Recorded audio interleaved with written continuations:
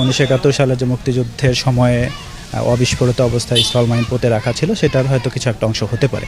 আসলে প্রাথমিক যে দরকার যে জিনিসটা সেটা হচ্ছে এলাকার মানুষের সচেতনতা। যেমন হচ্ছে মাটির নিচে বা কৃষি ক্ষেতের মাঝখানে যদি কিছু থাকে সেটা আসলে প্রশাসন সবসময় এসে এটা বের করে দিতে পারবে না, স্বাভাবিক কথা।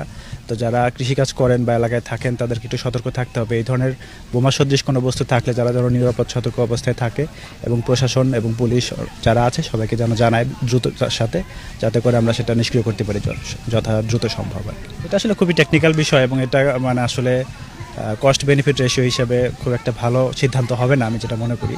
তারপরেও যদি উচ্চ পর্যায়ে সিদ্ধান্ত আসে সেটা করা যেতে পারে। টোটাল 7টা স্থল মাইন এখানে নিষ্ক্রিয় করা হয়েছে বলে আমরা জানতে পেরেছি।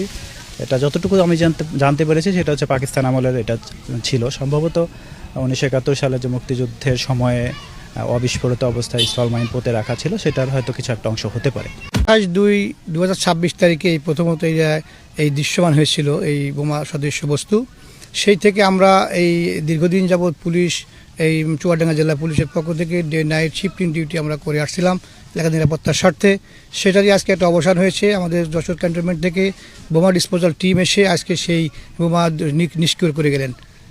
এতে এলাকার লোকেদের স্বস্তি ফিরে আসলো, আমাদেরও ডিউটি আজকের থেকে বন্ধ হয়ে গেল।